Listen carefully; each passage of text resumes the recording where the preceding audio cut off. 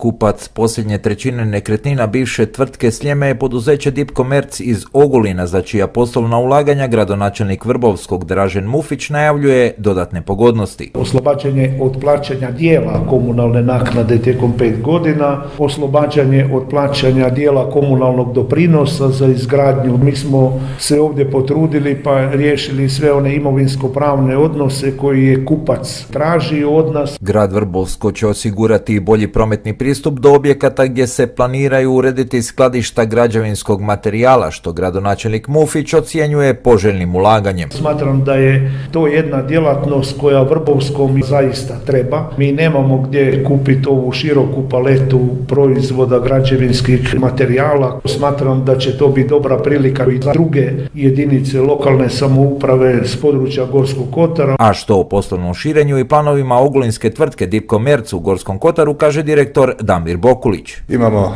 više lokacija gdje poslujemo, sada će Vrbovsko biti 4. lokacija gdje ćemo, nadam se, uspjeti postići rezultate. Nema druge nego to staviti u pogon. Ja se nadam da ćemo do kraja ove godine krenuti sa radom. Drugim, danas potpisanim ugovorom vrijednim nešto više od 1 milijun kuna, uz najznačajnije prilazne prometnice Vrbovskom, uskoro će biti poboljšan sustav javne rasvjete.